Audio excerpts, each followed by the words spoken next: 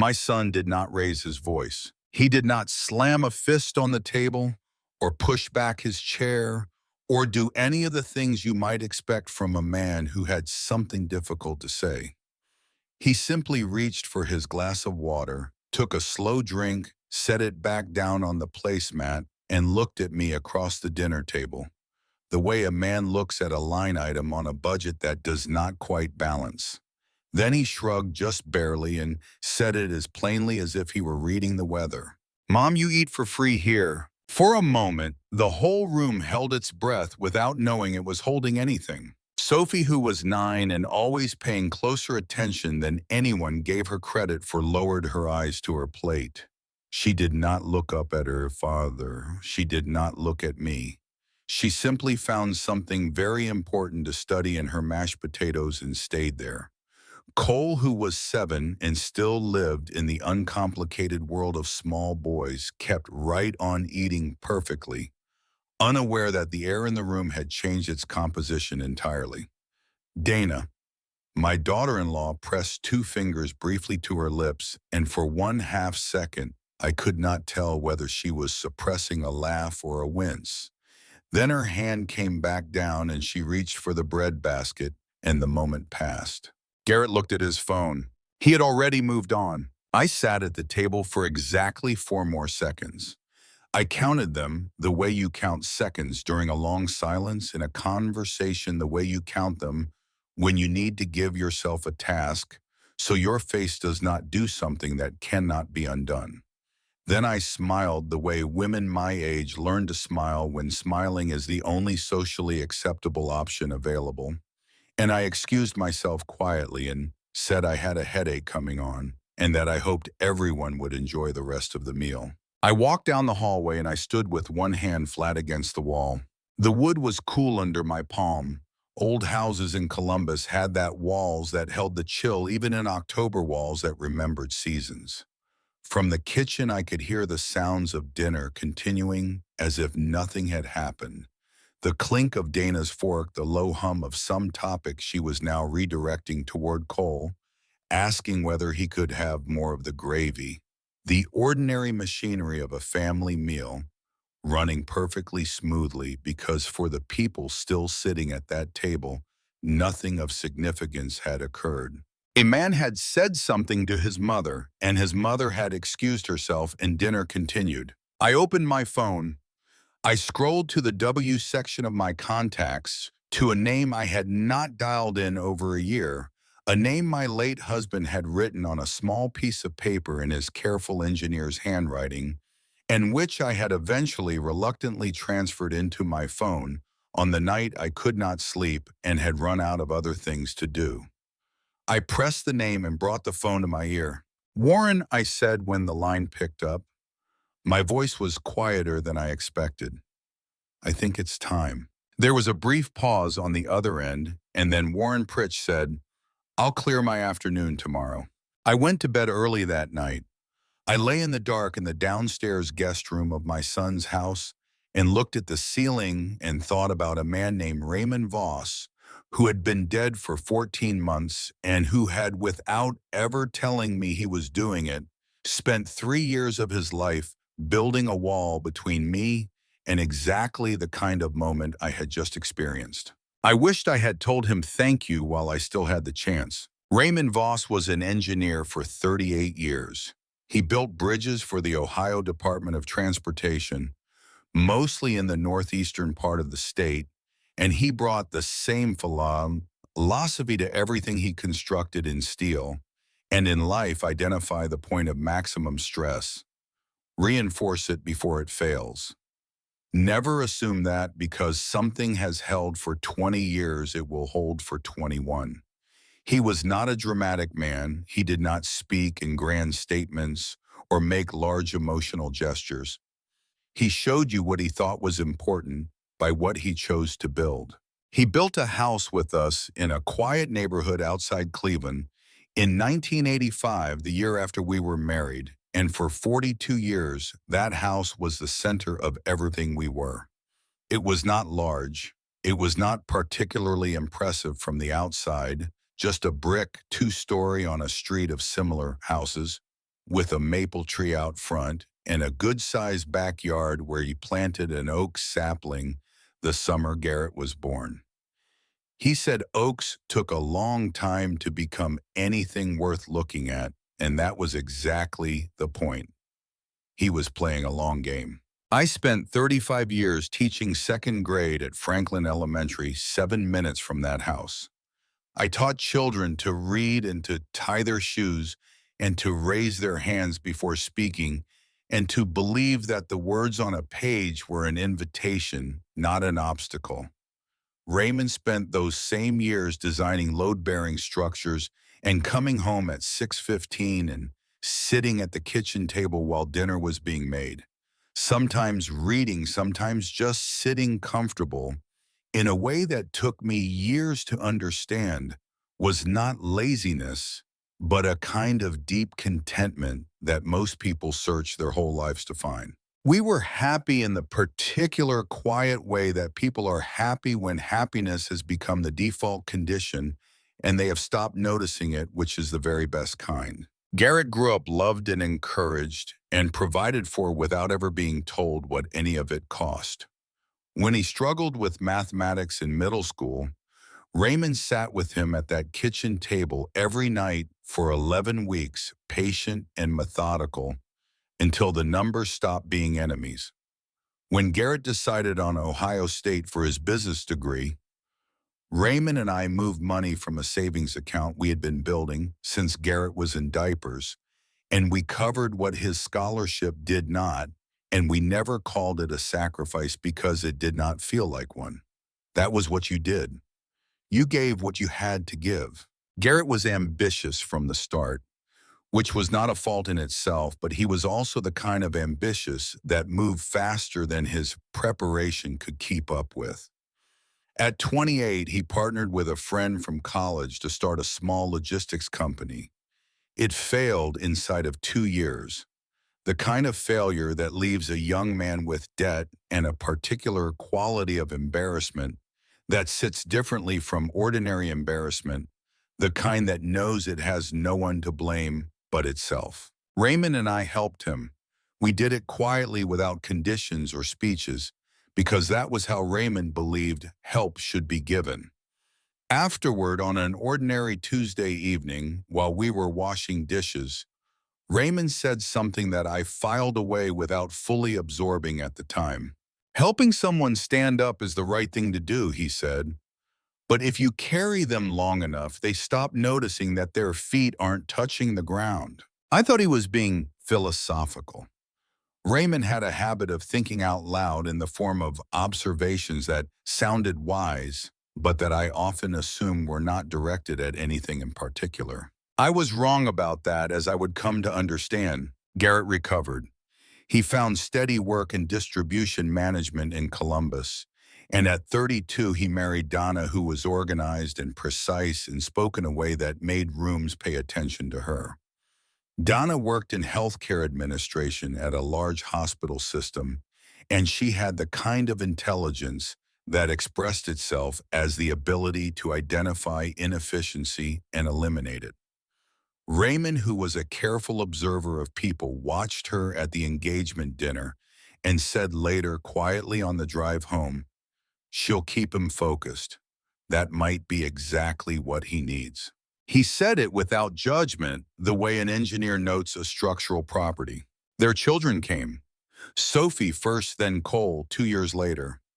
Raymond and I drove down from Cleveland on weekends when we could, and being grandparents turned out to feel like finding a room in your own house that you had somehow never opened, a room that had been there the whole time, full of something warm. Life moved forward the way life does when it is going reasonably well, which is to say steadily, quietly, without announcing itself. Until the Tuesday in early October when it stopped. The weather had been cold all afternoon. Raymond spent the better part of the day complaining about the draft coming under the back door, which was a complaint he made every fall, and which we both knew was not really about the draft, but about the season changing towards something neither of us had ever loved.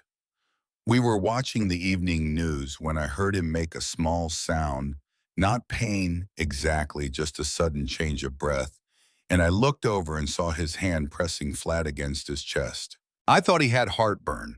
Raymond was prone to it in the evenings. By the time the ambulance arrived, the paramedics' faces told me what the situation was before anyone said a word. The doctor at the hospital was kind and careful with his language, but the meaning was not unclear. Massive heart attack. Nothing they could do. After 42 years of marriage, the silence that settled into that house was a different quality of silence from any I had known before. It was not the absence of noise.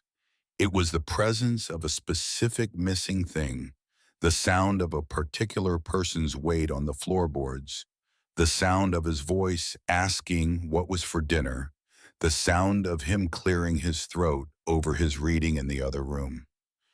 Every silence in that house for the next 3 months contained an outline of the person who should have been filling it. For those first months, I barely left. Garrett called regularly. His voice in those early weeks carried something that I believed was genuine worry, and I held on to that belief the way you hold on to the things you need to be true.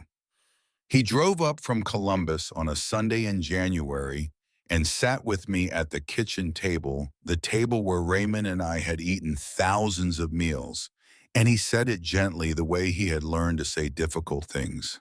"Mom, have you thought about moving closer to us?" I shook my head. This was my home.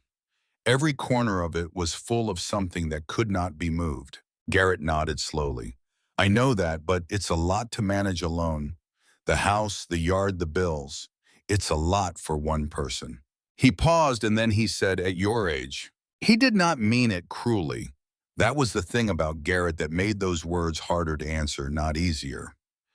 He meant it as a practical observation the way Raymond might have meant something practical. It just landed differently coming from a son. Donna had already researched options. Their house had a spare bedroom on the ground floor. Sophie and Cole would love having their grandmother nearby, and I would not have to manage the maintenance of an aging house on a teacher's pension alone. The night before I gave Garrett my answer, Lorene Haps came over. Lorene had been my neighbor for 30 years, the kind of neighbor that becomes something more durable than friendship by simple proximity and accumulated history. She had been at my door within an hour of Raymond's death and had come every day for the first 2 weeks after the funeral and had never once asked me how I was holding up, which was the right instinct because there was no honest answer to that question. She simply came and sat and sometimes brought food and sometimes did not, and her presence was enough. She sat across from me at the kitchen table that night with her hands folded around a mug of tea, and she looked at me steadily. "Harriet," she said, "I'm not here to tell you what to do, but Raymond built this house for you. He built everything for you. Don't let grief be the one making the decision about whether you stay or go." I listened to everything she said. I understood what she meant. But the loneliness of that house at 2 in the morning, the particular weight of it when I woke up and reached toward the other side of the bed, out of 42 years of muscle memory, and found nothing was a thing that arguments could not fully address. I told Garrett yes. Within 6 months, the house was listed and sold. Garrett handled the majority of the paperwork. I trusted him completely. And this is a thing I have returned to many times since, not with bitterness exactly, but with a particular kind of careful attention. I trusted him completely, and not once in those months of forms and signatures and notarizations did it occur to me that trust and oversight were not the same thing. Raymond would have known the difference. He had always known the difference. But Raymond was gone. The money from the sale went into accounts Garrett said he would help manage until I had the clarity to take things over myself. I signed where I was told to sign. At the time, getting through each day without the specific grief of that house felt like the only task I was capable of, and managing financial paperwork was a task that belonged to some future version of myself who would eventually become functional again. I believed she was coming. I packed what was left of my life into a moving truck in the spring and relocated to Columbus. The first night in Garrett and Dana's house, I placed a framed photograph of Raymond on the nightstand beside the guest bed. It was a small photo from a vacation we had taken to the Oregon coast in 2009. Raymond standing on a beach with his hands in his pockets and the particular slight squint he always got in bright light, the squint that made him look like he was calculating something.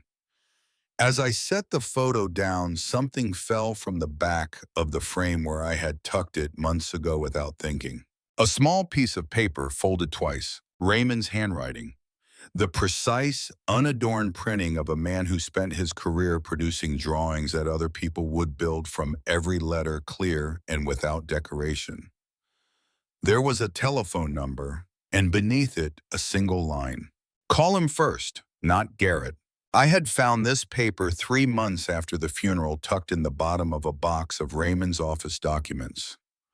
I had read it then and felt the strangeness of it without knowing what to do with the strangeness, and I had folded it and tucked it into the back of the photograph frame and let the moment pass because I was not ready for whatever it was pointing toward.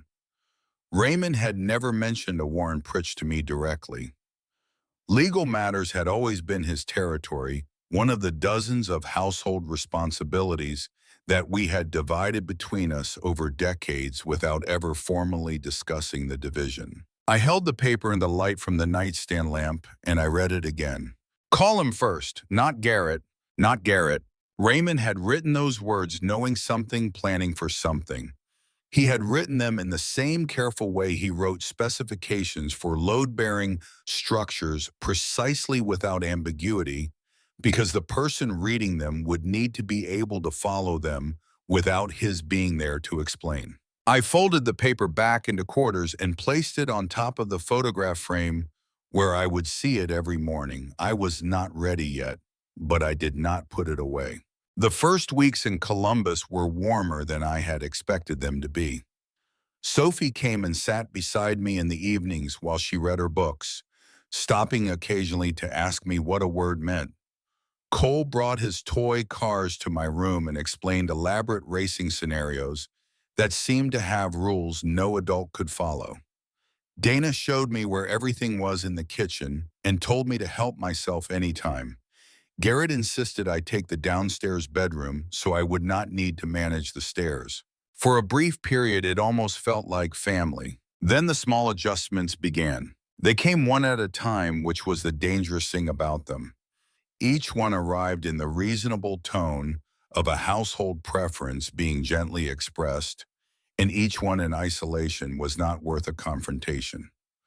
The first time Dana mentioned that she preferred to handle meals because she tracked what the children ate, I accepted it without argument.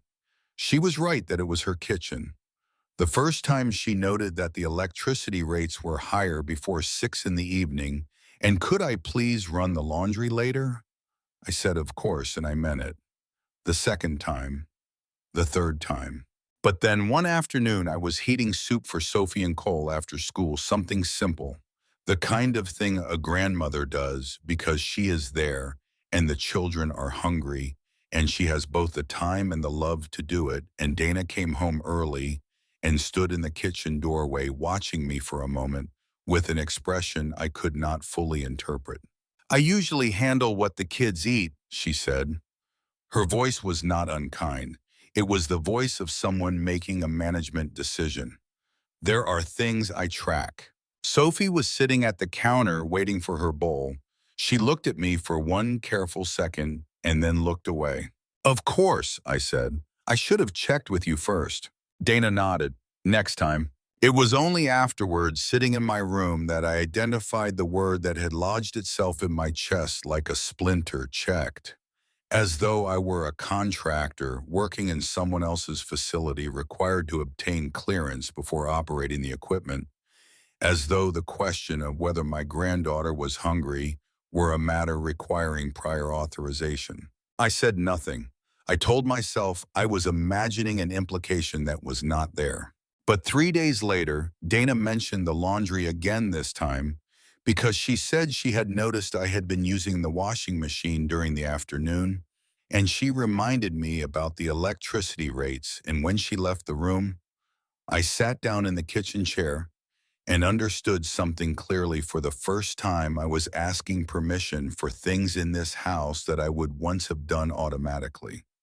I was asking permission for the ordinary business of living, and I had begun doing it so gradually that I had not noticed the transition. I tried harder to be useful. I vacuumed when no one was home. I helped Sophie with her homework. I organized the children's backpacks before school, made sure library books were returned, kept track of whose week it was to bring snacks to soccer practice. Dana thanked me for these things with a politeness that was careful and correct, in the way that politeness is careful and correct when it is being performed for a person who is understood to be temporary. And then one evening I forgot my phone downstairs and went to retrieve it after everyone was supposed to be in bed, and I heard Dana's voice from the living room, low and even. 3 extra loads of laundry a week isn't nothing, Garrett.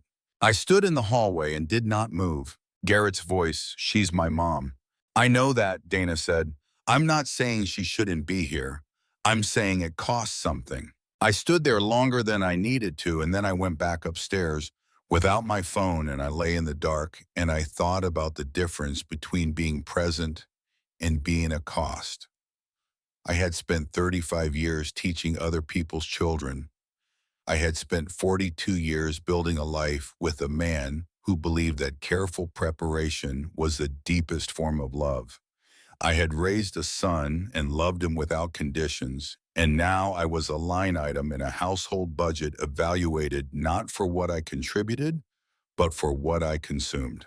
I said nothing the next morning, or the morning after that. The weeks continued. Then came the afternoon. I noticed the mail. Garrett had always been home before me. That was simply the pattern of the household. He left for work early and came home in the late afternoon, and I had assumed without examining the assumption that he collected the mail as a matter of routine.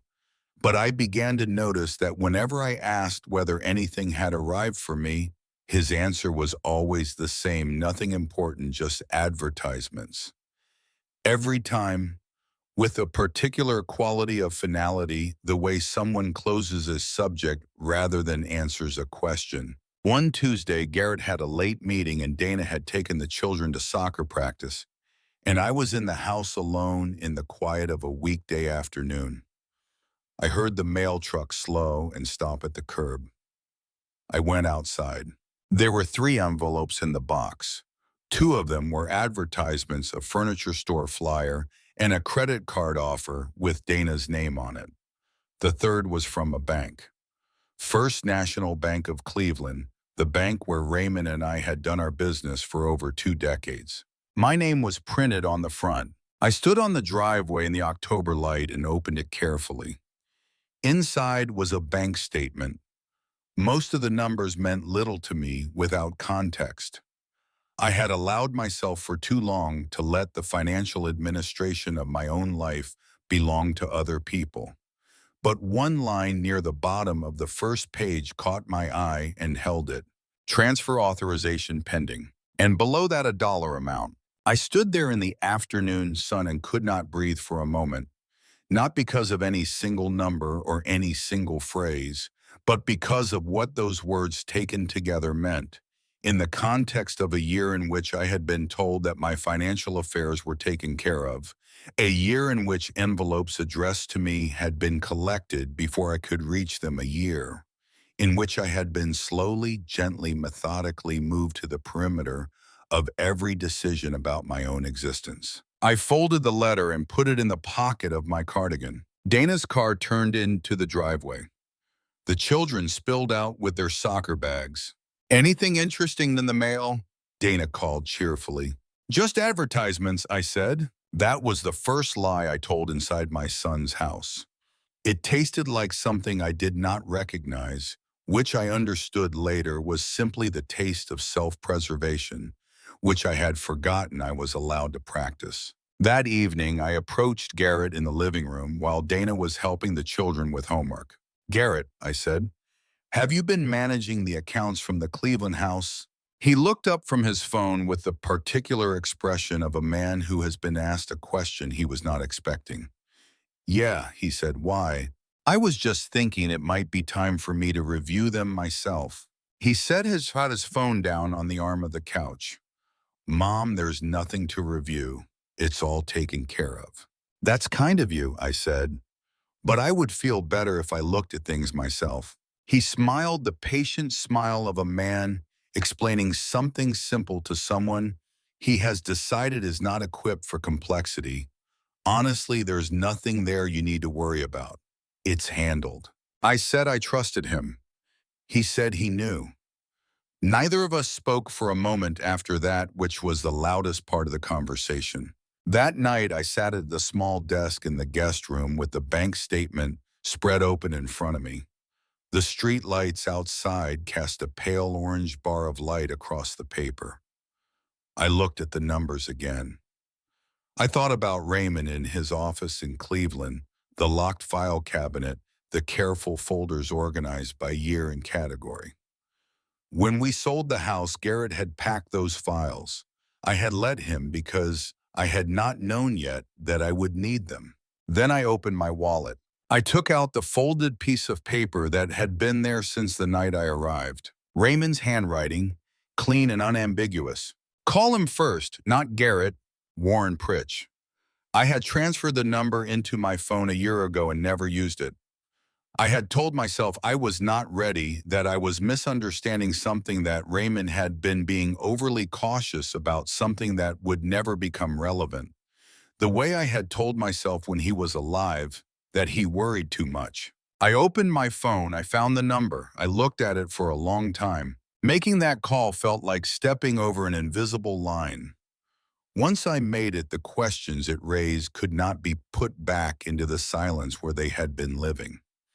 It would mean that something real was happening, not a misunderstanding, not grief making me suspicious of ordinary kindness, but something actual and deliberate, something Raymond had anticipated years before it occurred. I thought about the bank statement. I thought about the word pending. I thought about Garrett's face when I mentioned reviewing the accounts, the way his expression had shifted by some small calibration that he had almost managed to keep invisible. I pressed call. The next morning, before Garrett left for work, he came through the kitchen and found me at the table with my laptop open. He glanced at the screen. "Working on something, Mom." "Just looking up a recipe," I said. He nodded and took his coffee and left. That was the second time I lied, and this time it did not taste strange at all. I was looking up the address for Warren Pritch's office. I was going to drive across Columbus to a brick building I had never visited to speak with a man I had never met about a document my husband had written without telling me what it contained. I was going to do it alone in the middle of a Tuesday without telling anyone in this house where I was going. And I was going to do it because Raymond Voss had spent 3 years building something designed to function without him, had written a clear instruction in his careful handwriting, and left it where he knew I would eventually find it, and had trusted me even from wherever he was to follow it when I was ready. I had made him wait long enough. The appointment was at 1 o'clock. I dressed in the clothes I used to wear to parent-teacher conferences, the kind of outfit that says clearly I am someone who knows exactly why I am here. I put Raymond's photograph in my purse, the small one from Oregon, with the squint in the bright light. I wrote nothing down for anyone in the house. I simply left. Warren Pritch's office smelled like old paper and coffee, and the particular kind of institutional calm that belongs to men who have spent decades being the person other people call when everything has gone wrong. He was already standing in the hallway when the receptionist brought me back a tall man with silver hair and the unhurried posture of someone who had learned a long time ago that urgency and speed were not the same thing. He extended his hand. His grip was firm and brief and deliberate, and when he said my name, It was with the ease of a man saying the name of someone he had heard spoken often by someone he had trusted. Raymond talked about you, he said, more than you probably know. He led me into the office and gestured to the chair across from his desk, and I sat down, and that was when I saw the photograph. It was on the corner of his desk in a plain wooden frame, angled slightly toward whoever sat in the visitor's chair. Raymond in a polo shirt standing at the edge of a golf course, squinting in the way he always squinted when the light was bright and he was thinking about something else entirely. The photo was from a charity tournament Warren told me, a fundraiser for the engineering school. Raymond had donated a round and then proceeded to play so badly that he had spent the rest of the afternoon apologizing to everyone in his group. He said losing on purpose built goodwill, Warren said. I told him that was the most expensive networking strategy I had ever witnessed. I laughed. It came out of me before I could decide whether it was appropriate, and it was real. And for a moment, Raymond was so present in that room that my chest hurt with it. Warren let the moment settle before he folded his hands on the desk and looked at me steadily. Tell me what you found, he said. I took the bank statement from my purse and slid it across the desk. He adjusted his glasses and read without speaking. The office was very quiet. Outside Columbus moved through an ordinary Tuesday afternoon, indifferent to whatever was being understood inside this room. Warren read for nearly a full minute. Then he leaned back in his chair. This, he said carefully, indicates a pending transfer from an account connected to the Voss family trust. I said nothing. I waited. He looked up at me. Raymond never told you about the trust. It was not quite a question. He mentioned planning ahead, I said. He did not use that term. Warren opened his desk drawer and removed a thick folder, the kind that had been handled many times, its edges soft with use. He set it between us and opened it to the first section. Raymond came to me 3 years before he died, he said. He was in good health. Nothing was wrong. He sat in that chair and he said, I want to build something that functions correctly even when I am not there to maintain it. Warren looked at me over his glasses. He was not talking about a bridge. He explained the structure plainly, and only once, because that was the kind of man Warren Pritch was, a man who did not repeat himself when once was sufficient.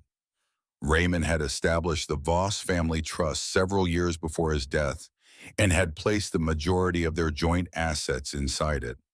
The purpose was threefold: protect the principal from impulsive decisions made during grief or pressure, simplify the eventual transfer of assets to the next generation, and ensure that Harriet would always retain financial independence, regardless of her living circumstances.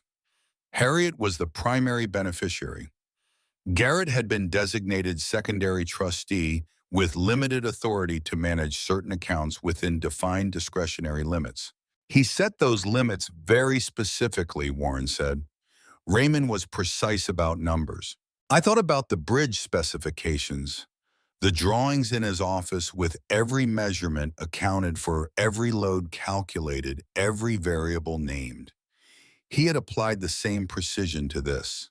Garrett has been telling me he manages my finances, I said. He manages certain accounts, Warren said, within the limits the trust allows.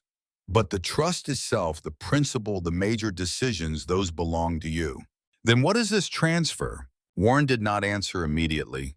He reached back into the folder and withdrew a second set of documents, these ones newer, their pages crisper. He set them on the desk in a single stack, and then without hurry, he began to separate them. One page set down, another page set beside it. The first transaction, January, $5,200. The second, February, $7,800. The third, March, $4,500. He continued until 11 pages were laid across his desk in a row, and the room was completely silent, except for the small sound of each page being placed on the wood, and I sat across from him and read each one and said nothing. 11 transactions, 6 months, a total of $63,400. Each one individually, Warren said, falls within Garrett's discretionary authority as secondary trustee. Raymond set those limits to allow for legitimate household management, expenses, emergencies, reasonable financial operations. He paused. But taken together as a pattern over 6 months, they tell a different story. I looked at the 11 pages spread before me. Raymond had built a system with guardrails, and Garrett had learned the width of each guardrail and had navigated between them month by month, transaction by transaction, staying just within the permitted boundary of each one, while the cumulative effect moved far outside anything Raymond had intended. I thought about the year Garrett's logistics company failed. Raymond writing checks without speeches. Raymond saying when help becomes invisible, people start to believe they built everything alone. Raymond had understood this was possible. He had built protection against it anyway. He had simply not anticipated how long the accumulated pressure of an ordinary life could reshape an ordinary man.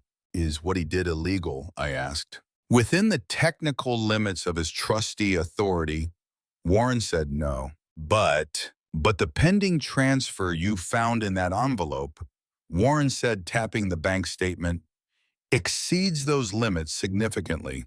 That transfer requires your authorization as primary beneficiary, your signature. He hasn't asked for my signature. Not yet, Warren said, which means the bank is still processing the request through its internal channels. When it reaches the final stage, they will send you a document requiring your approval. He looked at me steadily. I believe he intends to present it to you as routine paperwork. Something unremarkable. Something you would sign without reading closely. The way I had signed the tax forms, the insurance updates, the documents from the house sale that Garrett had placed in front of me in the weeks after Raymond died, when grief had made every cognitive task feel like wading through water. There is one more thing, Warren said. He turned to the final section of the trust folder. Raymond added a clause here in the last revision about 8 months before he died. He turned the document to face me and pointed to a paragraph near the bottom of the page.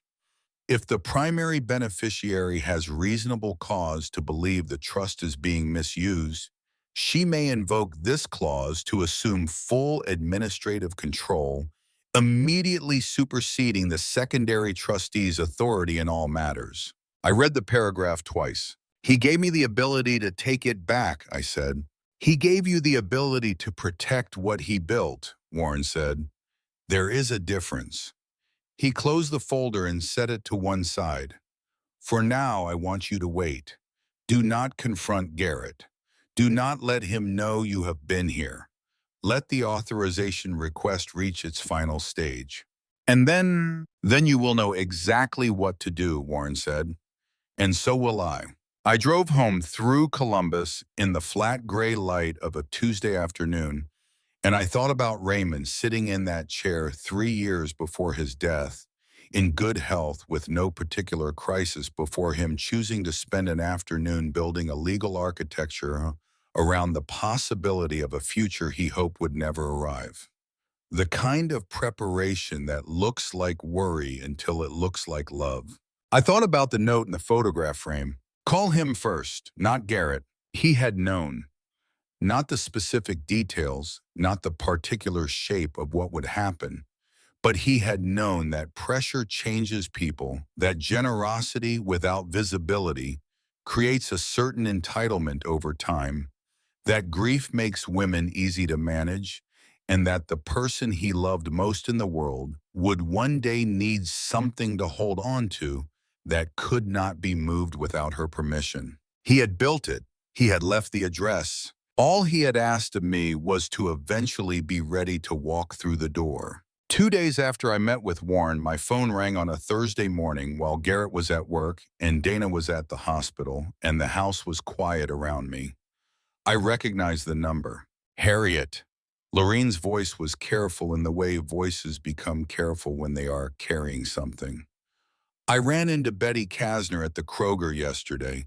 You remember Betty. Her daughter went to school with Sophie's teacher. I remember, I said. Betty knows the people who bought your house on Cliffside, the new owners. They were over for dinner at the Kasners last week. Lorene paused. They mentioned what they paid. I set my coffee cup down on the kitchen counter. Lorene, I said, what did they pay? She told me. The number was $47,000, below what the market had been returning on comparable properties in that neighborhood at the time of the sale. I knew this not because I had been paying attention at the time of the sale. I had not been paying attention to anything during those months, but because Warren had mentioned comparable market values in his summary, and I had absorbed the number without understanding yet why it mattered. It mattered now. Did you see the closing documents yourself? Lorene asked. The actual sale price. I had not. Garrett had handled the closing. I had signed where I was told to sign. Harriet, Lorene said with the particular gentleness of someone who has been your friend for 30 years and is about to say something they wish they did not have to. I'm not trying to stir anything up. I just thought you should know. After we hung up, I sat at the kitchen table for a long time without moving. The house around me was quiet and clean and arranged precisely the way Dana preferred it, every surface clear, every item in its designated location, the kind of order that communicates ownership without requiring a word. I looked at the kitchen Dana had managed for the past year, and I thought about what a $47,000 gap between sale price and market value means when the person who arranged the sale is also the person managing the proceeds. I called Warren. He picked up on the second ring. I told him the number. He was quiet for a moment. I'll need to look at the closing documents, he said. Do you have any copies? I did not. Garrett had handled the closing. I'll request them through the title company, Warren said. Harriet, I need you to be patient with me here. If we move before we have the full picture, we lose the advantage of knowing more than they think we know. Warren, I said, Raymond designed that trust to work when he was not around to manage things. I think this is exactly the moment it was designed for. A pause, then quieter than before. You're right. He would have called me the minute he saw the bank statement. He paused again. I'll have the closing documents by Monday. In the meantime, watch everything. Write down what you observe. Dates, phrases, anything that seems like planning rather than accident. I agreed to wait. I hung up and sat for another moment in Dana's kitchen, in the clean and ordered house that had slowly arranged me into its perimeter, and I understood something that I had been circling without landing on for the better part of a year. I was not confused. I was not imagining things. I was not the grieving widow who needed to be managed and simplified and kept from the complexity of her own finances. I was the primary beneficiary of a trust that my husband had spent 3 years building, specifically so that this moment would have an answer. That evening, Garrett came home around 7 with a man I had not seen before, a man in his early 40s who wore a blazer over an open collar and moved with the ease of someone accustomed to rooms receiving him. He was introduced briefly as Boyd Stecker, an investment consultant Garrett had worked with on some projects. They settled at the dining room table with papers and laptops and low voices. Dana poured coffee for both of them. No one poured anything for me. No one asked me to join them or suggested I might want to be included. I was not introduced to Boyd Stecker as the woman whose assets were under discussion. I was simply in the other room. I sat in the armchair near the hallway with a book open in my lap, and I listened. Boyd Stecker used words like liquidity event and legacy restructuring and inherited dead capital, each phrase delivered with the brisk confidence of a man selling a product he has sold many times. Garrett nodded. Dana refilled the coffee cups. I turned a page in my book that I had not been reading. Boyd Stecker did not know I was listening. He did not know that I had spent the afternoon on the phone with the lawyer who held the documents that structured everything they were discussing. He did not know that 48 hours ago I had sat in a brick office building on the west side of Columbus and watched 11 transactions laid out on a desk like evidence at a quiet trial. He stayed for 2 hours and left with Garrett walking him to the door, the two of them talking in lowered voices on the porch for several minutes before Garrett came back inside. Donna was already rinsing the coffee cups. No one mentioned what had been discussed. The evening resumed its ordinary surface, and I went to bed early and lay in the dark and added Boyd Stecker to the picture I was building. He was where the idea had come from. The framing, the language, the architecture of the plan. Garrett had not invented this on his own. He had been given a framework and had applied it to the most available asset within his reach, which happened to be his mother's future. The next several days I did as Warren had instructed. I watched. I wrote things down in a small notebook I kept inside my Bible on the nightstand because it was the one place in the house I was confident no one would casually open. I noted the dates, I noted the phrases I overheard. I noted the pattern of Garrett's movements in the evening, the closed office door, the lowered voices. Then one evening, Dana did not know I was in the hallway. I had come downstairs for water after the children were in bed, and I was passing the living room entrance when I heard her voice, low and certain, directed toward Garrett, who was somewhere deeper in the room. "She won't question it," Dana said. "She never has." I stopped. The hallway was dark. The living room light was on, but the angle was wrong, and I was outside their line of sight.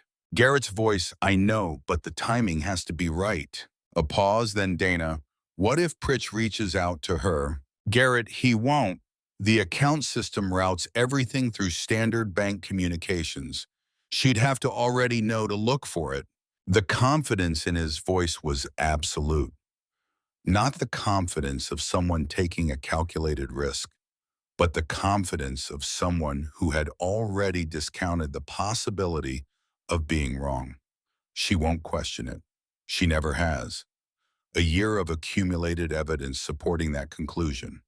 A year of forms signed and questions not asked and envelopes accepted without examination. I stood in the dark hallway and breathed slowly and made myself memorize the exact phrasing before I walked quietly back upstairs. They knew Warren Pritch existed.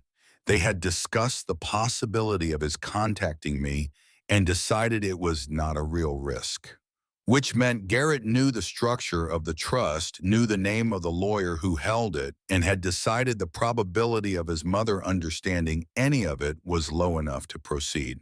I added those exact words to the notebook. 2 afternoons later, Sophie came home early because of a teacher conference day.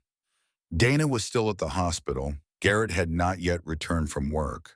Sophie came into the kitchen where I was making tea and sat on the counter stool the way she always did, the way that made her look exactly like the age she actually was, rather than the older version of herself she usually performed for adults. She talked about school for a few minutes, about a disagreement with a girl in her class over something to do with the group project about a book her teacher had assigned that she had actually liked. I listened and asked questions and made the tea and set a cup in front of her. Then, in the conversational way of children who have overheard adult discussions and absorbed them without understanding their weight, she said, "Mom said that once everything transfers, Dad won't have to work so hard anymore." I set the kettle down carefully. "Transfers," I said. Sophie nodded. "Bank stuff, I think." She said the timing has to be right, though. She wrapped her hands around the teacup. "Dad's been really stressed. I can hear them talking at night sometimes." I nodded slowly. "I know, sweetheart. A lot of families go through stress times. Mom said it'll be better soon," Sophie said, "once everything gets sorted out." She had no idea what she had just told me.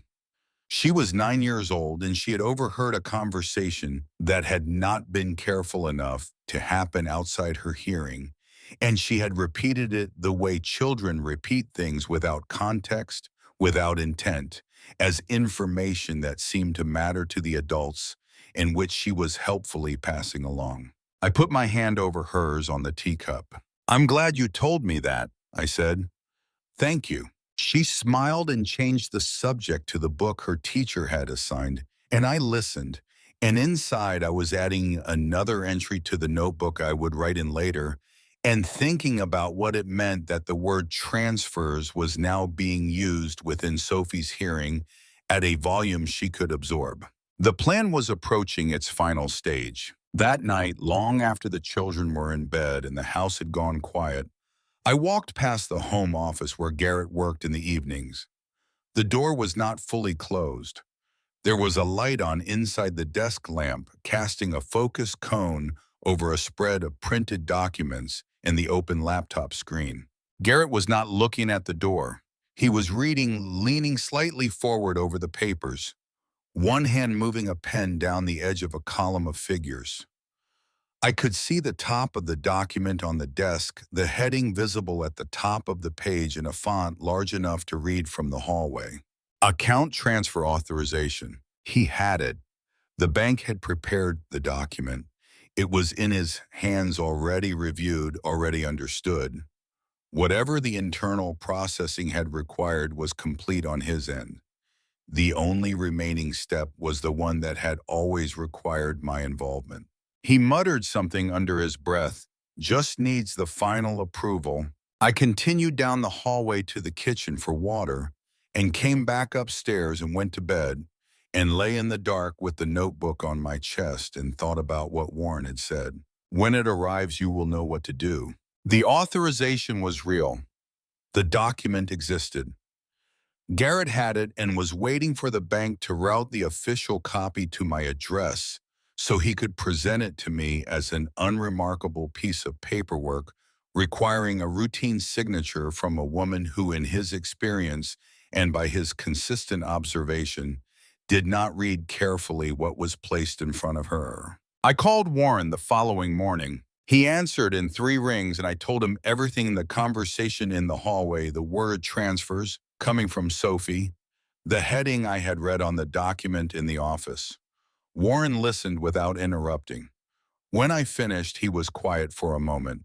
"That confirms the origin," he said. "The request came from Garrett. Can he complete the transfer without my signature?" "No," Warren said. "Not under the terms Raymond wrote. The clause is clear." "Then why does he act as though it is already decided?" Warren considered this. "Because he believes you will sign when the document arrives. He has spent a year building evidence for that assumption." A pause. "There is something else this explains. His patience. He has not pressured you directly because he expects the process to do the work for him. The authorization arrives, he presents it as routine, you sign it, the transfer executes." I thought about the insurance forms, the estate documents from the house sale, the tax paperwork I had initialed in 3 places while still numb with grief. "Warren," I said, "how long before the official copy arrives at the house?" "Based on the processing timeline, I would estimate within the week, possibly sooner." I sat at the kitchen table and looked out the window at the backyard. Dana's flower bed still tidy in the late season. Cole's soccer net tied to the oak tree. The oak that Raymond had watched grow from a sapling into something that now shaded half the yard.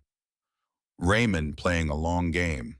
"Harriet," Warren said, "when it comes, let me know, before you do anything else." "I will," I said. "And if Garrett presents it before you are ready, you are allowed to say, 'I need time to review this.' That is not an accusation. That is simply true." "I know," I said. "Do you?" I thought about a year of forms signed in good faith, about the way I had learned to ask permission to run the laundry, about the night I had stood in the hallway listening to the cost of my presence being calculated by the people who had invited me here. "Yes," I said, "I do." We said goodbye, and I sat for another few minutes with my hands flat on the table, listening to the ordinary sounds of the house. Somewhere upstairs, a door opened and closed. Outside, a neighbor's dog barked twice and stopped. The refrigerator hummed. That evening, Garrett came home later than usual. There was something different in the way he moved through the front door, something in the set of his shoulders that was looser, a quality of ease that had not been there in recent weeks. Dana looked at him from the kitchen doorway. "You seem lighter," she said. Garrett set his bag down and loosened his collar. "Things are starting to fall into place," he said. He said it quietly, but not so quietly that I could not hear it from the table where I was sitting with a book. Dana smiled. They exchanged a look over the kitchen island, the kind of look between two people that carries a full conversation in less than a second. I turned a page. I noted the exact phrasing in the notebook that night before I went to sleep. Things are starting to fall into place. The confidence of a man who believed the hardest part was already done, who had reduced the last obstacle to a single administrative step, a form placed in front of a woman who would not look too closely, a pen waiting on a line already printed with her name. He had spent a year learning what I was capable of. He had learned correctly. The version of me he had been observing, the woman who signed without reading, who did not ask questions, who thanked people for managing what she could not manage herself, that woman would have done exactly what he expected. But I had driven across Columbus on a Tuesday afternoon. I had sat in an office with a photograph of my husband on the corner of the desk. I had read 11 transaction records laid out one at a time on a wooden surface, and I had understood what they meant without needing anyone to explain it twice. Raymond had not built the trust because he doubted Garrett. Warren had been clear about that, and I believed it because I had known Raymond for 42 years, and I knew that what he had built was not suspicion. It was preparation. There is a difference between believing someone will fail you and knowing that pressure and time can quietly change the shape of even the people you love most. The woman Raymond had prepared for was not the woman who had arrived in Columbus with boxes and grief and no strength left to question anything. She was the woman who was lying in the dark right now with a notebook full of dates and exact phrases and the telephone number of a lawyer who had been waiting for over a year for this precise moment. The authorization would arrive soon. Garrett believed he knew what would happen next. He did not know me, not the version of me that existed on this side of Warren Pritch's office, not the version of me that had driven across Columbus on a Tuesday with Raymond's photograph in my purse and his handwriting in my wallet and 42 years of quiet preparation finally ready to mean something. He thought the hardest part was already done. He was wrong about that. The envelope arrived on a Thursday. I found it on the kitchen counter when I came in from a walk, sitting on top of a small stack of mail that Garrett had brought in before leaving for work. He had left it there deliberately. I understood that later. He had placed it where I would see it, where it would appear to have arrived through normal channels, handled routinely. Nothing remarkable about it. The return address was First National Bank of Cleveland. My name was printed on the front. He wanted me to find it myself.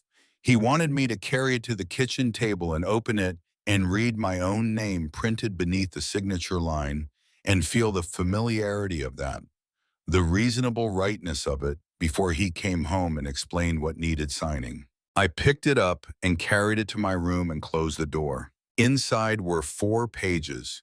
The heading on the first page was exactly what I had seen on Garrett's desk: Trust Asset Reallocation Authorization. The requested transfer amount was the same number I had seen in Warren's office, the number that represented the majority of what Raymond had spent decades accumulating and 3 years carefully protecting. Garrett's name was printed in the section identifying the requesting trustee. At the bottom of the final page, my name appeared below a signature line preceded by the words, Primary Beneficiary Authorization Required. I sat with those 4 pages for a long time. I was not reading them anymore. I had read them twice and I understood what every section meant because Warren had prepared me and because Raymond had spent 3 years ensuring that when this moment arrived, there would be language available to explain it. I was simply sitting with the weight of what the document represented, which was not a financial transaction. It was a question. The same question that had been building for 14 months since the night Raymond pressed his hand to his chest on a Tuesday in October, since the afternoon Garrett sat with me at the kitchen table in Cleveland and said the words "your age" with practical gentleness. The question was not about money. The question was whether I still existed as a person with the authority to decide things about my own life. I looked at Raymond's photograph on the desk beside me, the Oregon beach, the slight squint, the man who had sat in a law office 3 years before his death and told Warren Pritch that he wanted to build something that worked even when he was not there to maintain it. He had built it. He had left the address. He had written 4 words on a piece of paper and tucked it somewhere he knew I would eventually find it. I placed the 4 pages back in the envelope, pressed it flat, and set it on the corner of the desk where I would be able to reach it easily. Then I went to the kitchen to slice apples for Sophie and Cole when they came home from school. Garrett arrived at 6:15, which was his usual time. I heard his car in the driveway, heard the front door, heard the small sounds of a man setting down his bag and loosening his collar after a workday. He came into the kitchen where I was standing at the counter, the apple slices already on a plate, the children at the table behind me. "Mom," he said, and his voice was casual, the careful casual of a man who had rehearsed this. "Did you get a chance to check the mail today?" "There was something from the bank," I said. "Oh, a beat. Good." He glanced toward the table toward Dana, who had come in from the hallway and was now standing near the refrigerator. "That must be the account update we were expecting," Dana said. Her voice had the particular lightness people apply to things they want to seem small. Garrett moved to the counter and picked up the envelope where I had left it in the open, visible, as if I had simply set it down while I was busy with something else. He opened it with the ease of a man who already knew what was inside. He pulled out the pages and turned through them briefly, performing the small theater of quick review. Then he set them on the table in front of my place. "Nothing complicated," he said. "Just need your signature on the last page." The room went quiet in the way that rooms go quiet when something is about to be decided. Sophie looked up from her apple slices. Cole was drawing something on the back of a worksheet. Dana leaned one shoulder against the refrigerator and watched me with an expression I recognized now as the expression she wore when she was confident of an outcome. I picked up the pen from beside the notepad on the counter. Garrett's shoulders dropped almost imperceptibly. Beside the refrigerator, Dana's expression softened by a fraction. I held the pen above the signature line. I looked at my name printed cleanly in 11-point type, waiting for the weight of a pen to make it official. Then I set the pen down on the table. "Garrett," I said, "before I sign anything, I think we should talk." The shift in the room was immediate. Not dramatic, not loud, but physical, the way temperature changes when a window is opened. Garrett's posture changed first. Sophie looked from me to her father and back again with the careful attentiveness of a child who has learned to read adults through indirect observation. Cole kept drawing. "It's just routine paperwork," Dana said. Her voice was still light, but the lightness required more effort now. I turned the first page of the authorization to face Garrett so he could see the heading. "This says Trust Asset Reallocation Authorization," I said. Garrett cleared his throat. "Right. It's just moving some funds around. Restructuring accounts so everything is easier to manage going forward." "Easier for whom?" I asked. His jaw tightened by a small degree. "For the family, Mom, for all of us." I looked at him for a moment. Then I said the sentence I had been holding since the afternoon I sat in Warren Pritch's office and looked at Raymond's photograph on the corner of a desk. "I spoke with Warren Pritch last week." The silence that followed was different from every silence that had come before in that kitchen. Dana went still in the way that a person goes still when a situation has changed faster than their response can catch up to.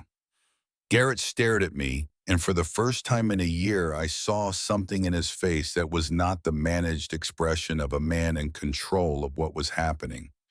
It was the expression of a man who had built a careful structure and has just discovered that the foundation had already been examined before he finished building. "You talked to Warren," he said. It was not quite a question. "Yes. When?" "Before this arrived," I said, and I touched the envelope. Cole looked up from his drawing. Sophie was very still. Garrett looked toward the hallway. "Sophie, Cole," he said, "why don't you two go upstairs for a little while? We need to talk about some grown-up things." Cole gathered his worksheet without complaint. Sophie stood and carried her plate to the counter, her movements careful and deliberate, the way a child moves when she understands that the adults in the room need space and is trying to give it without making the act of giving it noticeable. She looked at me once briefly as she passed, and her expression was something I would think about for a long time afterward. Not fear, not confusion, something older than both of those things. Understanding, maybe. The particular understanding of a child who has been paying close attention. The sound of their footsteps went up the stairs and faded. The three of us were alone. Dana spoke first. She pushed away from the refrigerator and took 2 steps into the kitchen, and when she spoke, her voice had changed entirely. The careful lightness was gone. What replaced it was the voice of someone who had been waiting for permission to say the true thing and had decided the permission was no longer necessary. "Harriet," she said, "we've been managing everything in this house for over a year. Garrett has handled your accounts, your taxes, your correspondence. You were not capable of doing it yourself when you arrived, and we stepped in because that is what family does. I did not speak. And now you are going to use a legal document that Raymond wrote years ago under different circumstances to hold this family back from something that would genuinely help." Her voice was controlled and direct, and there was in it the specific edge of a person who believes they are being prevented from something they have earned. "We are not doing anything to you, Harriet. We are trying to solve a problem." "Whose problem?" I said. "Ours." She gestured between herself and Garrett. "This family, the mortgage, the school costs, the debt we have been carrying since Garrett's business. We are not asking for a gift. We are asking to restructure existing assets in a way that gives us stability." I looked at her. Dana was not a malicious person I had never believed she was. She was a person under real pressure who had made a series of decisions about what she was entitled to and had allowed those decisions to become a plan before she had fully examined what the plan required of someone else. She was standing in her kitchen at the end of a long year telling me that a $47,000 gap between what my house had sold for and what it was worth was simply restructuring, and she believed that was true. "Raymond built that trust for me," I said, "not because he had a low opinion of Garrett, because he understood that the people we love most are exactly the people we are capable of hurting when we stop seeing them clearly." Dana shook her head. "Raymond is gone," she said, "and you are using a piece of paper he wrote years ago to block something that would actually help the people he loved." I held her gaze. "Raymond wrote that piece of paper because he knew someone might someday believe exactly what you just said." The room was quiet. Garrett had not spoken in several minutes. He was standing at the table looking at the authorization pages, and his expression had moved through several things in the past few minutes and had arrived somewhere that I could not immediately name. Then Dana turned to him, her voice lower. "Garrett." And something in the single word recalled him. He looked up. "The house in Cleveland," I said. "It sold for $47,000 below the market value at the time of the closing." Dana went very still. Garrett did not speak for a moment.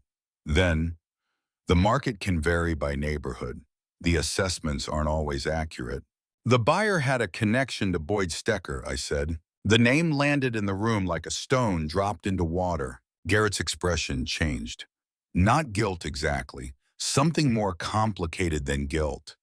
Something that contained within it a long history of decisions that had each seemed reasonable at the time and had accumulated into something he had not fully named until this moment. Lorene called me, I said simply. She runs into people. Dana said his name again quietly, but Garrett was looking at me, and this time he was not performing anything. The careful surface was gone, and what was underneath it was a man who was tired genuinely and deeply tired in a way that had nothing to do with the hour. We should finish this conversation privately, I said. 3 days passed. The house maintained a surface of unusual politeness during those 3 days. Dana spoke to me with careful courtesy.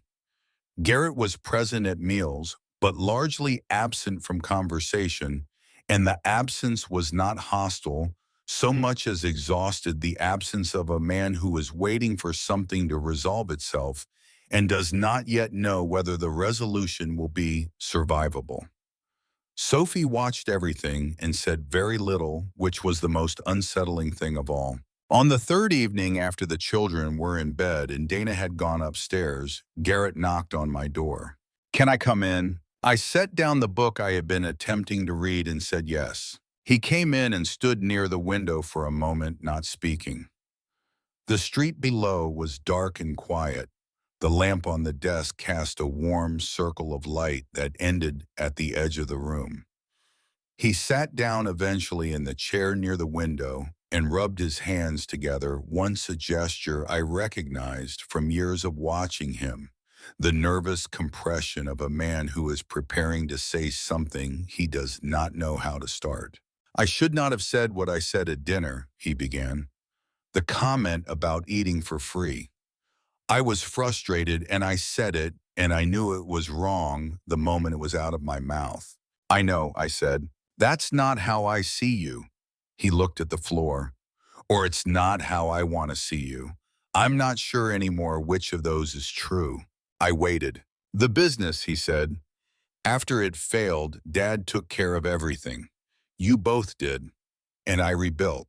I found work, I married Dana, we bought the house, we had kids.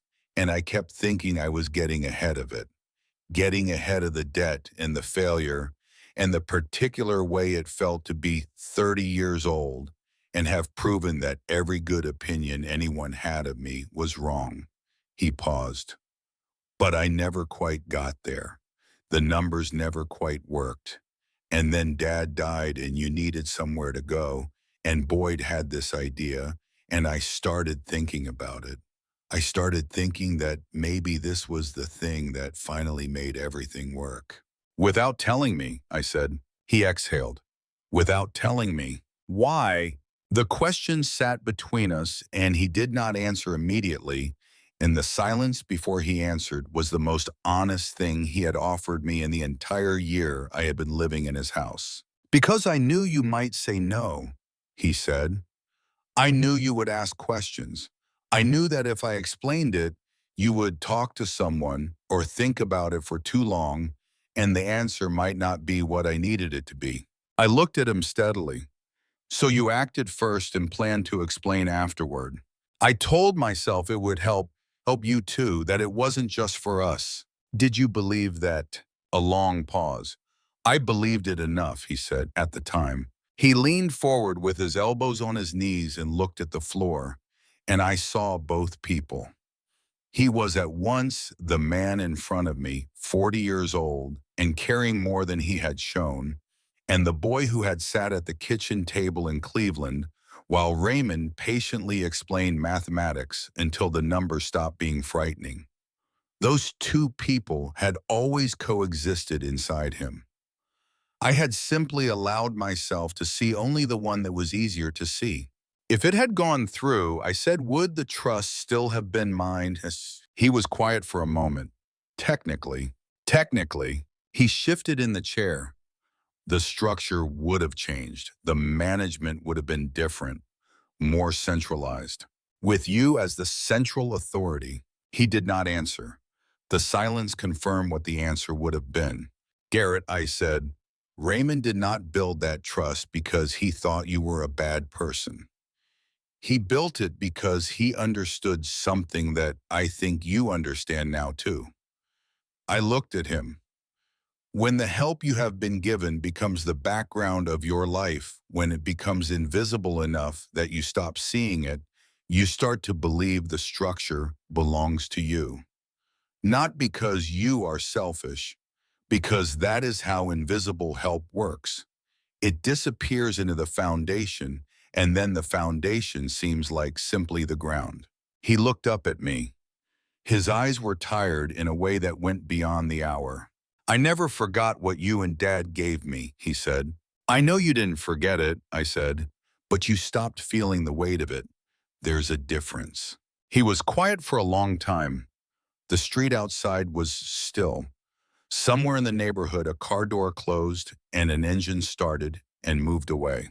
What happens now, he said. I stood and walked to the desk and picked up the authorization document, the 4 pages that had arrived in a bank envelope 3 days ago and which had been sitting in the corner of the room since then, like something that had decided to wait patiently for the right moment. I carried it to the chair where he sat and set it on the table between us. I'm not signing this, I said. Garrett looked at the pages. I expected that. But something else is going to change, I said. He looked up. I'm moving out. He blinked. Mom, I'm not being asked to leave. I am choosing to go. You don't have to do that. He straightened in the chair. You can stay. Things can be different. Garrett. I said his name quietly the way I used to say it when he was a boy, and I needed him to actually hear me rather than simply wait for me to finish speaking. This house belongs to your life, your marriage, your children, the life you are building. My presence here has changed the way you see things, and not in a direction that is good for either of us. You began to see me as a bot. I began to ask permission to exist. Neither of those things is the fault of any individual moment. They are simply what happens when people live too close without the right kind of distance. Where would you go? He asked. I sat back in my chair and felt something settle in my chest that had not been settled in a very long time. I called Lorene 2 weeks ago, I said. Garrett went still. She found an apartment 2 blocks from Raymond's old neighborhood, near the maple tree, near Franklin Elementary, near everything I know. I have already put down a deposit. He stared at me. 2 weeks ago. Yes. Before all of this.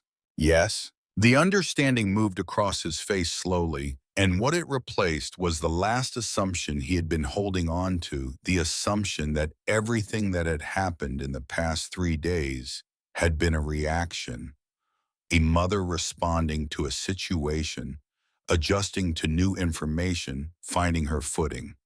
The understanding was that none of it had been a reaction. The decision to leave had existed before the authorization arrived, before the kitchen confrontation, before he sat down in this chair. The woman he thought he was managing had been making her own preparations the entire time. He sat with that for a moment. I think Dad knew, he said finally. I think he knew something like this might happen. He knew that pressure changes things, I said. He knew that the people we love most are not immune to it. He didn't build the trust because he predicted this specifically. He built it because he understood the category of thing it belonged to, and he wanted to make sure that whatever shape it took, I would have something to hold. Garrett looked at the authorization document on the table between us. I hate that it took all of this, he said, for me to understand what he was actually protecting. What do you think he was protecting? I asked. He thought about it. He looked at the document and then at the window and then at me. You, he said. I shook my head gently. He frowned. Then what? Respect, I said. The right to be seen as a person rather than a circumstance. He knew that love does not automatically protect dignity, that the people who love you are capable under enough pressure of beginning to manage you rather than seeing you. He could not prevent that from happening, but he could build something that made sure I would never be left without recourse when it did. Garrett sat with that for a long time. Then he nodded slowly the way he used to nod when he was a boy, and something had finally been explained in a way that made it real. The trust stays the way it is, I said.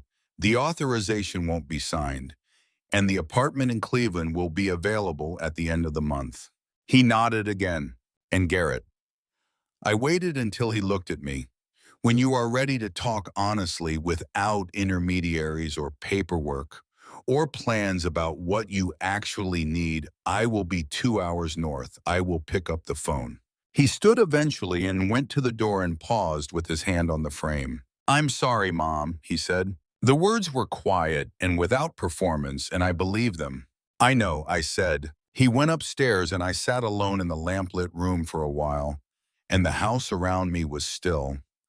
And I felt something I had not felt since the morning I drove across Columbus to a brick building on the west side of the city, the specific and uncomplicated quality of a person who knows where she stands. I was out of the house by the last day of October. Lorene met me with her car and her son's pickup truck, and 3 hours of cheerful, unremarkable labor, the kind of help that asks nothing and requires nothing, and arrives exactly when it is needed. We carried boxes up a narrow staircase into a 2-room apartment on the second floor of a building that smelled like old hardwood and radiator heat and the particular mustiness of a place that had held other people's lives and was ready to hold one more. It was not large. The kitchen was a row of appliances along one wall, with a window above the sink that looked out into a maple tree just beginning to lose its leaves.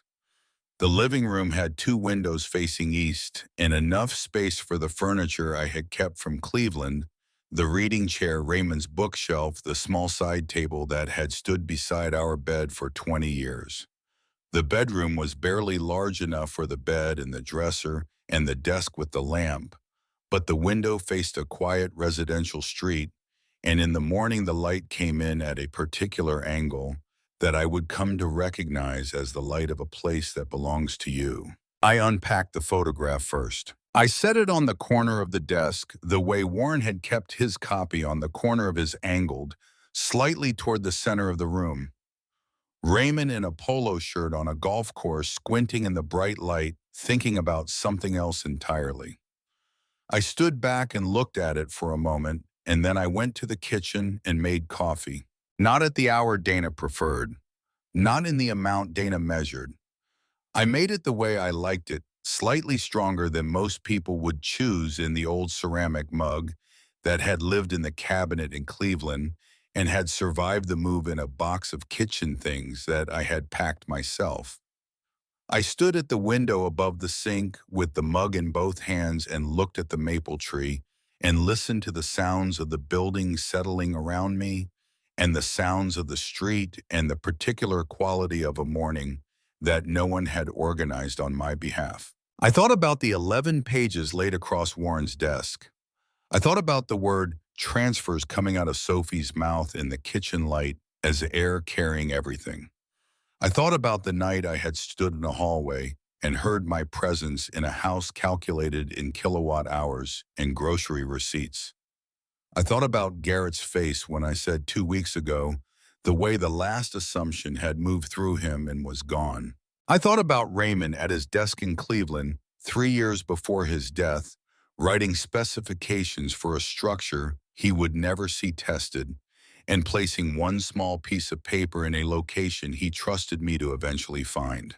The coffee was good, exactly what I wanted. 3 weeks after I moved in on a Saturday afternoon in November with the light going early the way it does in Ohio in that month, I heard a knock at the door. Sophie stood in the hallway in her coat with a small box wrapped in brown paper, her breath still visible from the cold outside.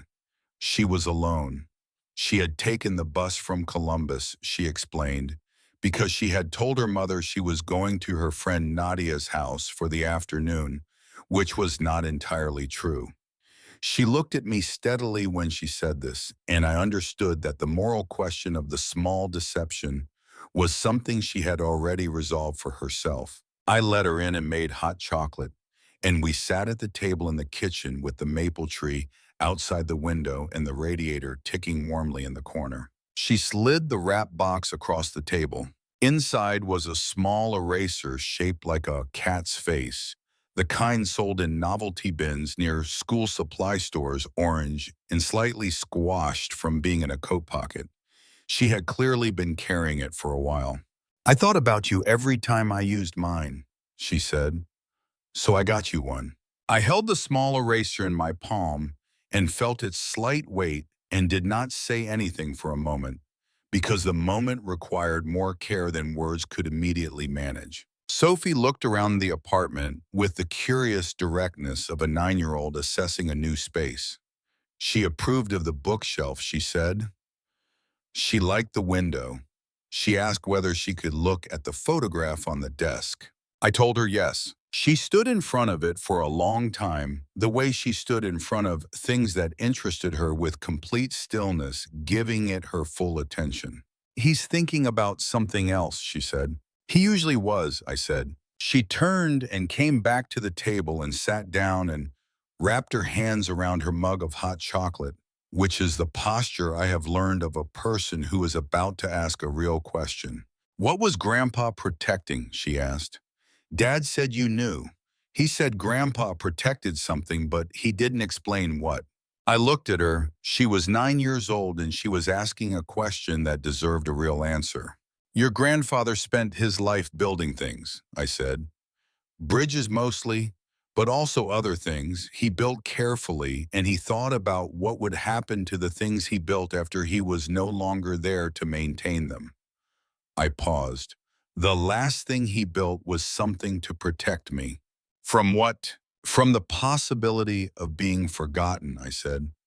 "Not the way people forget names or dates, but the way people can without meaning to begin to see someone as a problem to be managed rather than a person to be considered." He knew that could happen, not because anyone was bad, because that's what pressure does sometimes to even the people who love each other. Sophie thought about this with the seriousness she brought to things she decided were worth her full attention. "So he built something to make sure they couldn't forget," she said. "He built something to make sure I would always have a choice," I said, "even when I did not feel like one was available." She nodded slowly. "That sounds like Grandpa." "It does," I said. We sat together in the kitchen with the hot chocolate going cold and the light outside the window shifting toward the gray of a November late afternoon, and the radiator ticked and the maple tree moved slightly in a wind that came and went. And for the length of that afternoon, I was exactly where I was supposed to be, in a room of my own choosing with a person who had come to find me because she wanted to. Raymond had not been able to stay. That was the thing that remained true, the irreducible fact at the center of everything else, the absence around which all of the past 14 months had been arranged. He had not been able to stay, and he had known someday he would not be able to stay, and so he had done the thing that engineers do when they cannot be present to manage a structure themselves. He had built it to last without him. He had made it resistant to the forces he could anticipate and flexible enough to hold against the ones he could not. He had left the address of the man who could explain it. He had left a clear instruction in 4 words. And he had trusted me from wherever people go when they leave to be ready when the time came. I had made him wait longer than I would have liked, but I had gotten there. Outside the window, the maple tree held its last few leaves against the November light, and the street was quiet, and somewhere 2 blocks north and 3 decades back, the oak tree Raymond had planted the year Garrett was born was doing what oaks do, growing slowly towards something worth looking at, playing the long game the way Raymond had always played it, patient and deliberate and built to last. Sophie finished her hot chocolate and stayed until the light was nearly gone. She put on her coat and I walked her to the door, and she turned on the landing and looked at me with the clear, steady gaze of a child who has decided something. "I'll come back," she said, "next Saturday." I'll make hot chocolate, I said. She went down the stairs and I listened to the sound of the door at the bottom of the building closing behind her. And then I went back inside and I stood in the kitchen in the quiet of my own apartment and I made a second cup of coffee exactly the way I liked it. And I sat at the table and outside the window, the last light of the afternoon touched the maple tree and held there for a moment before letting go.